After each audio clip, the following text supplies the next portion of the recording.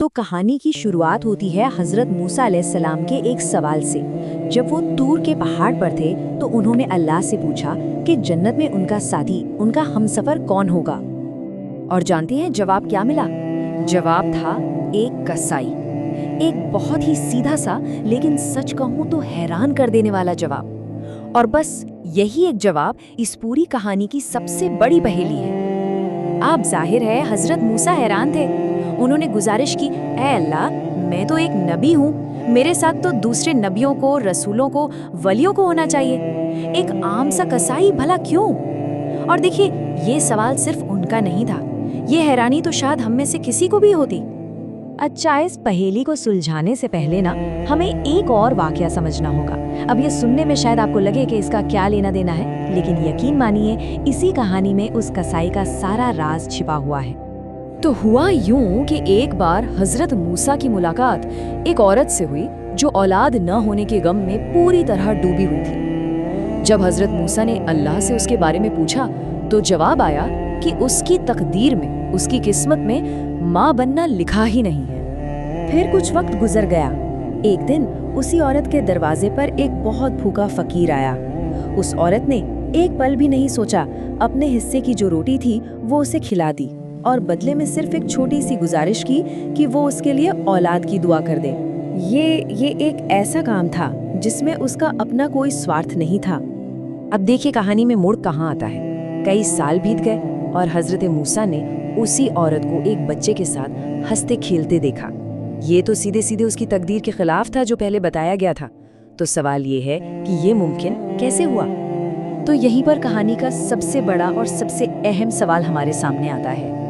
تقدیر یعنی وہ جو پہلے سے طے ہے، جو لکھا جا چکا ہے، کیا ایک سچی دعا اور ایک نسوارتھ کام اسے بدل سکتا ہے؟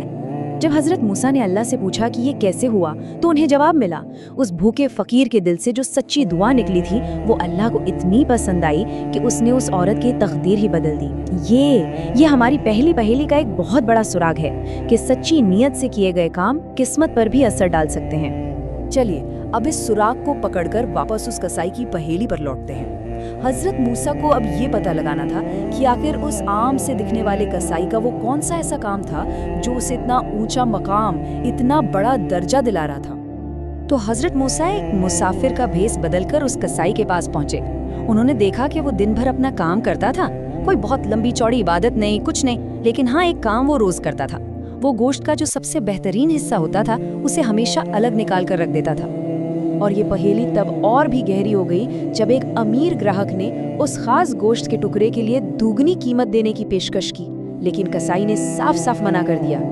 اس سے ایک بات تو صاف تھی کہ اس گوشت کا مقصد صرف پیسہ کمانا نہیں تھا بلکہ کچھ اور ہی تھا۔ تو سوال اب بھی اپنی جگہ پر تھا، آخر اس گوشت میں ایسا کیا خاص تھا؟ وہ اسے کسی بھی قیمت پر بیچنے کو تیار کیوں نہیں تھا اور گھر ہی کیوں لے جانا چاہتا تھا؟ اب وہ پل آنے والا تھا جب سارا راز کھلنے والا تھا۔ حضرت موسیٰ ایک رات مہمان بن کر اس کسائی کے گھر رکے، یہ جاننے کے لیے کہ آخر ماجرا کیا ہے۔ گھر کے اندر جا کر کسائی نے سب سے پہلے اس بہترین گوشت کو بڑے پیار سے پکایا، اور پھر حضرت موسیٰ نے ایک عجیب چیز دیکھی۔ وہ گھر کے ایک کونے سے ایک بڑی سی ٹوکری اٹھا کر لایا، اور اس ٹوکری میں ایک بے حد بزرگ اور کمزور سی خاتون لیٹی ہوئی تھی۔ اور پھر حضرت موسیٰ نے جو منظر دیکھا اس نے سب کچھ صاف کر دیا۔ اس کسائی نے گوشت کے چھوٹے چھوٹے بالکل ننھے ننھے لقمے بنائے اور بڑے ہی پیار سے اس بوڑھی عورت کو کھلانا شروع کیا، ٹھیک ویسے ہی جیسے ایک ماں اپنے چھوٹے سے بچے کو کھلاتی ہے۔ وہ بوڑھی عورت کوئی اور نہیں بلکہ اس کسائی کی ماں تھی۔ وہ اتنی زیادہ کمزور ہو چکی تھی کہ نہ تو چل پھر سکتی تھی، نہ ہی خود سے کھا سکتی تھی۔ اس دنیا میں ان کا بیٹا ہی ان کا سب کچھ تھا، ان کا ایک ماتر سہارا۔ اور اب کہانی اپنے انجام پر پہنچتی ہے۔ یہ وہ پل ہے جہاں پہلی کہانی کا سراغ اور دوسری کہانی کا راز ایک ساتھ آ کر جڑ جاتے ہیں۔ اپنی ماں کو کھانا کھلانے کے بعد جب وہ کسائی ان کے ہاتھ منہ صاف کر رہا تھا تو حضرت موسیٰ نے دیکھا کہ اس ماں کے ہونٹ دھیرے دھیرے ہل رہے تھے۔ وہ اپنے بیٹے کے لیے دعا کر رہی تھی، اور ان کی دعا کیا تھی؟ اے اللہ، میرے اس بیٹے کو جنت میں حضرت موسیٰ کا ساتھی بنا دے۔ बस। ये सुनते ही हज़रत मूसा को अपने सवाल का जवाब मिल गया। वो फौरन समझ गए कि जिस अमल ने, जिस काम ने उस कसाई को इतना ऊंचा मकाम दिया, वो कोई पूजा पाठ या रस्म नहीं, बल्कि अपनी माँ की बेपनाह निस्वार्थ खिदमत थी। अल्लाह ने मूसा पर यह जाहिर कर दिया कि माँ के दिल से जो दुआ निकलती है वो कभी रद्द नहीं होती। तो देखिए, अब ये दोनों कहानियाँ कितने खूबसूरत तरीके से एक ही सच को बताती हैं। एक तरफ उस औरत की निस्वार्थ खिदमत ने एक फकीर से दुआ दिलवाई और उसकी तकदीर बदल गई, और दूसरी तरफ इस कसाई की अपनी माँ के लिए बेपनाह मोहब्बत और खिदमत ने उसे एक ऐसी दुआ दिलवाई जिसने उसे जन्नत में एक पैगंबर का साथी बना दिया।